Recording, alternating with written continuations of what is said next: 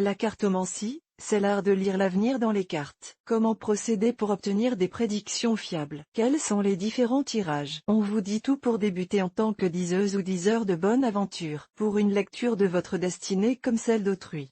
Du grec manteia, qu'on peut traduire par prédiction, oracle, le mot cartomancie qualifie l'art d'utiliser des cartes pour lire l'avenir. Cela inclut la tarologie ou la taromancie, utilisation du jeu de tarot. Cependant, ici, nous nous consacrerons au jeu le plus utilisé, à savoir le jeu standard, 4 couleurs, pique, cœur, trèfle et carreau, de 32 ou encore 52 cartes. Les tirages pour débuter.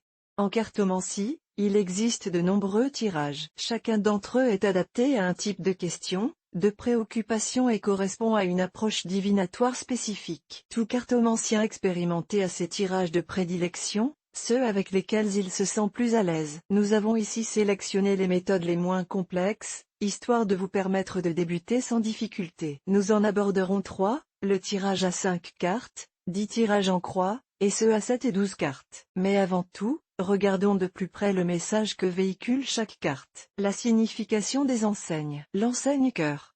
Elle se rapporte aux émotions, aux sentiments amoureux, aux liens qui existent entre le consultant, la personne qui vient consulter, le cartomancien, et sa famille. L'enseigne carreau.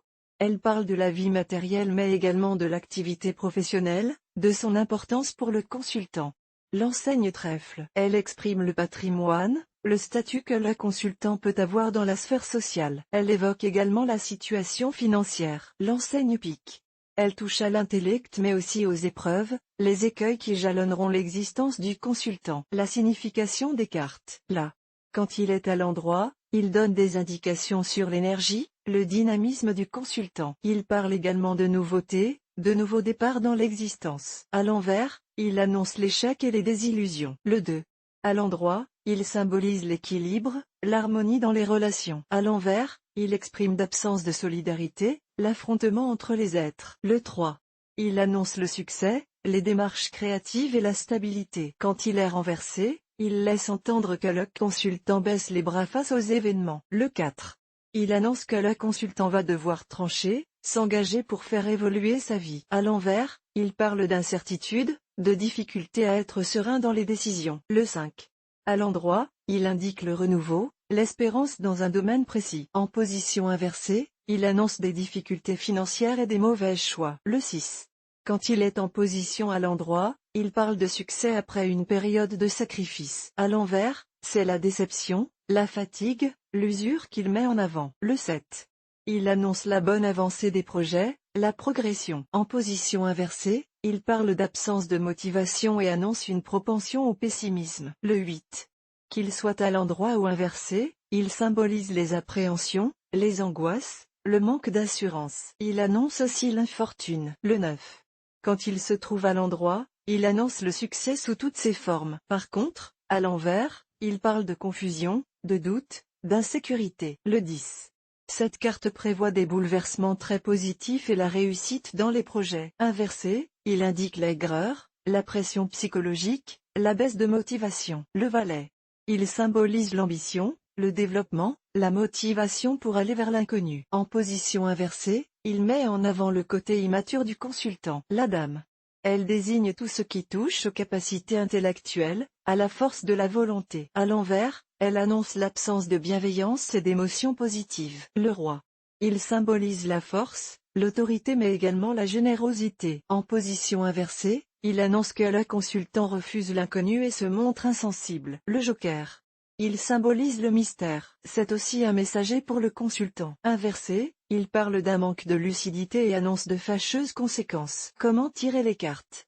Avant de procéder à un tirage, le consultant doit battre les cartes, puis les couper en pensant fortement à la question qui le préoccupe. Il faut être au calme et faire en sorte de ne pas être dérangé pendant la durée du tirage et de son interprétation. L'intégralité des cartes doit être disposée sur une table face cachée. Le consultant en extrait un nombre correspondant à la méthode choisie. La méthode divinatoire à 5 cartes, dit le tirage en croix, elle permet de répondre à une seule question bien précise. La première carte est disposée à gauche et représente tout ce qui est positif, favorable au consultant. La deuxième, placée à droite, donne des indications sur ce qui est susceptible de desservir le consultant. La troisième, disposée au-dessus des deux premières apporte un conseil au consultant, une aide en rapport avec la question posée. La quatrième, placée en dessous des deux premières cartes, est la réponse à la question. La cinquième carte est disposée au centre de la croix obtenue. C'est la synthèse.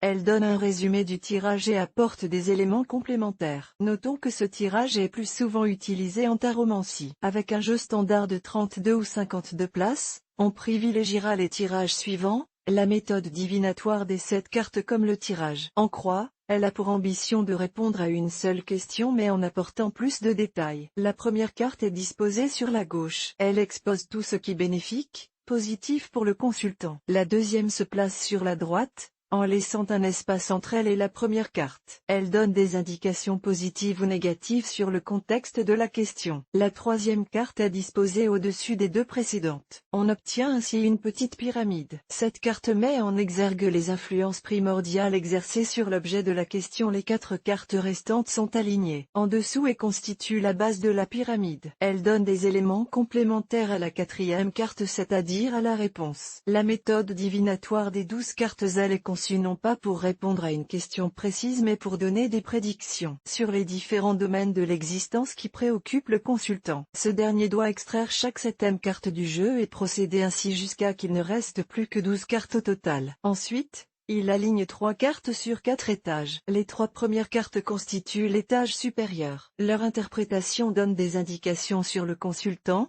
son état d'esprit. Les 3 cartes suivantes, en dessous des 3 précédemment tirées, apportent des éléments sur le foyer, l'intimité, la vie intime du consultant. Les 3 prochaines cartes, disposées en dessous de celles donnant des indications sur le foyer, apportent des informations générales. Ce peut être dans le domaine des amours, du travail, de la santé.